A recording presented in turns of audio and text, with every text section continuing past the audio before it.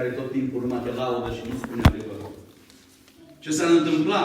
O să vă și citesc din Scriptură. Ce s-ar întâmpla dacă tu te-ai îndreptat spre o prăpastie și ai avea lângă tine un prieten, așa zis prieten, care să spune, mergi bine, du-te tot înainte, du-te tot înainte.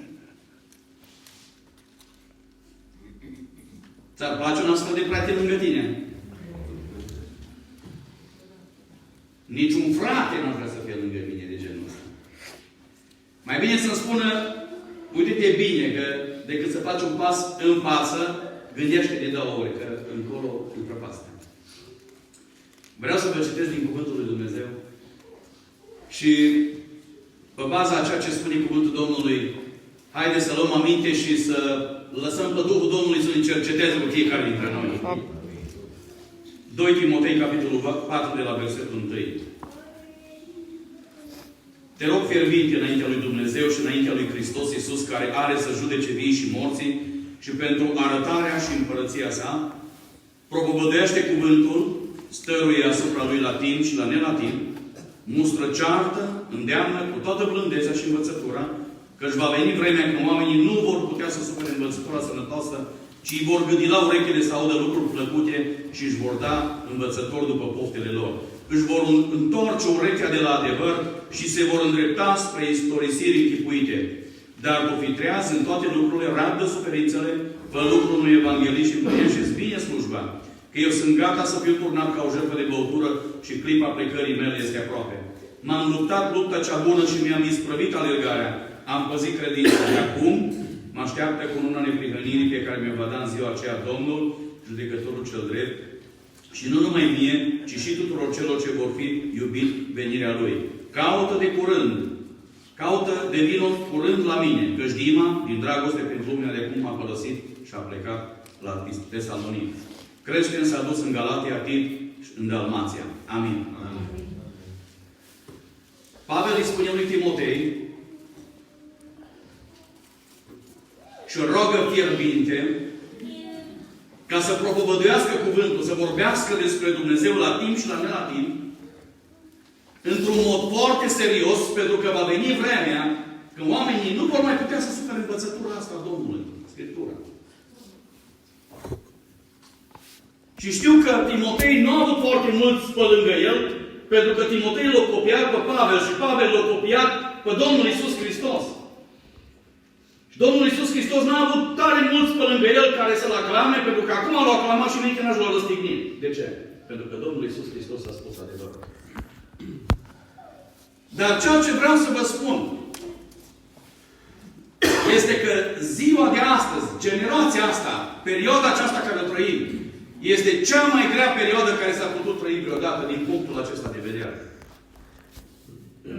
Căci oamenii sunt iubitori de bani, iubitori de plăceri, mai mult iubitori decât de Dumnezeu. Și au doar o formă de evlavie, tăgăduind puterea lui Dumnezeu. Ce înseamnă lucrul acesta? Stai de vorbă cu oamenii și din vorbă în vorbă ajungi să vestești cuvântul Domnului, să le spui despre Dumnezeu. Și totul e frumos. În momentul când le vorbești despre Dumnezeu și ei îți spun despre Dumnezeu că au avut anumite experiențe, până la momentul când trebuie să le spui ceea ce Dumnezeu ne-a poruncit. Să asculte de Dumnezeu. Și să le spui versete din Scriptură care dovedesc lucrul acesta. În momentul acela să rupe legătura între tine și persoana aceea și spune Scriptura că îți va veni vremea când oamenii nu vor putea să sufere învățătura sănătoasă. Adică totul e bine și frumos. Eu așa știu, eu așa îl văd pe Dumnezeu, mie mi-ajunge atât. Tu vii care cunoști mai mult, care ai citit Scriptura și vezi ce vrea Dumnezeu și vrei să-i spui mai mult de atât. Și nu ascultă. Și nu vrei să asculte. Și atunci vine Scriptura și spune că din 2 care vor fi, din 5 care vor fi într-o casă, din 2 care vor fi într-o casă, se va face o dezbinare pe baza cuvântului lui Dumnezeu. Că unii nu vor să asculte învățătura sănătoasă și celălalt îl roagă fierbinte și vrea, uite, asta e soluția, asta e calea, asta e drumul spre Dumnezeu, asta e drumul spre Împărăția lui Dumnezeu. Nu e alta. Și se rup legăturile între frați, se rup legăturile între părinți și copii, se rup legăturile între soție, unul care e pocăit, unul care nu e pocăit. Și învățătura sănătoasă, pe zi ce trece, nu mai îi suportată de cei mai mulți. Pentru că vor să audă lucruri care le plac lor, nu ce spune Scriptura. Ori vreau să vă spun ceva. Dacă cineva te iubește cu adevărat, ascultă-mă ce spun. E Dumnezeu. Dacă cineva te iubește cu adevărat, e Dumnezeu. Spune Scriptura că blestemat este omul care să crede în om. Păi cine e omul ăla nu mă interesează. Eu nu trebuie să mă încred în oameni. Oamenii sunt schimbători. Acum sunt așa, acum sunt așa. Aveți exemple și în familii, și între copii și părinți, și prieteni buni, și frați, așa mai departe, și știți cine e omul. Dar zice, binecuvântat este omul care se încrede în Domnul. Păi de ce? Păi atâta de credincios e Domnul și atât de mult ne-a iubit, încât nu ne-a lăsat să mergem în iad. Și a venit Domnul Iisus Hristos și a murit pe cruce pentru păcatele noastre. Și și-a întins singur mâinile, pentru că El a spus: eu îmi dau viața, nu mi-o ia nimeni. Voi, ca oameni, cu alte cuvinte, nu puteți să faceți nimic. Eu mi-o iau viața. Singur îmi dau viața pentru voi. Cu alte cuvinte. Și din dragoste pentru noi, Iisus a murit. Este atât de important să știm și să înțelegem că dacă cineva îți spune cuvântul lui Dumnezeu și îți vorbește și de rai, și de iad, și spune că asta e calea, și îți prezintă Scriptura, ascultă. Pentru că ăla vrea bine. Fie că face parte din familia ta, fie că face parte dintre prietenii tăi sau te întâlnești, știu eu, într-un mod în care Dumnezeu pregătește o situație, o ocazie ca să-ți vestească Domnul cuvântul prin cineva. Este un moment când tu trebuie să asculți. Este un moment când tu trebuie să asculți.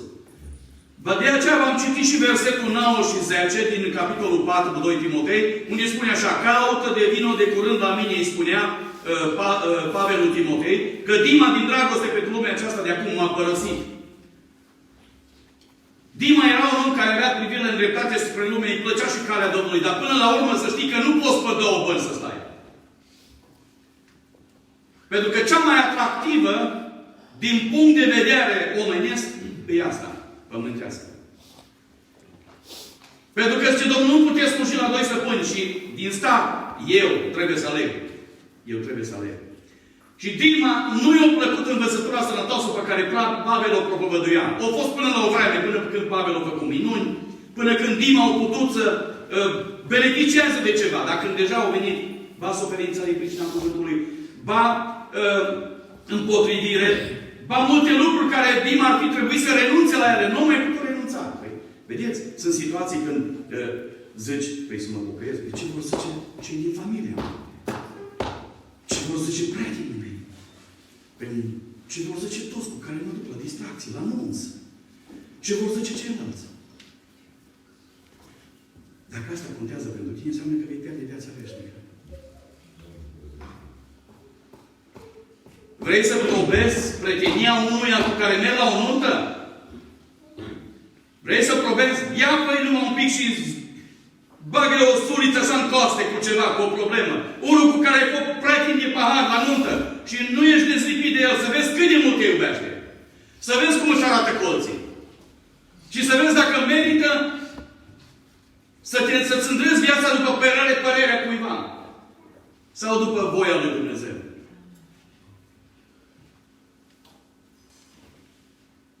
În Apocalipsa, la fiecare sfârșit de cuvântare pentru o biserică, Domnul spunea: cine are urechi de auzit, să audă ce zice bisericilor Duhul. Și, Doamne, dă-ne urechi de auzit, să ne placă cuvântul Tău și adevărul Tău, să nu ne placă alte lucruri. Au venit mulți pe lângă Domnul Iisus Hristos.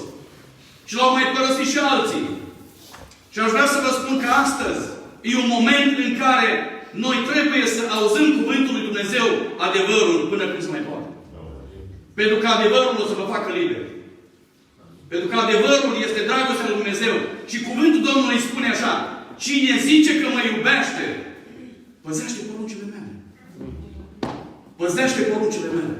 Nu poți să spui, eu asta nu vreau să fac, dacă e scris acolo. Eu sunt așa bine cum îți. Dar eu îl iubesc pe Dumnezeu. Nu se poate.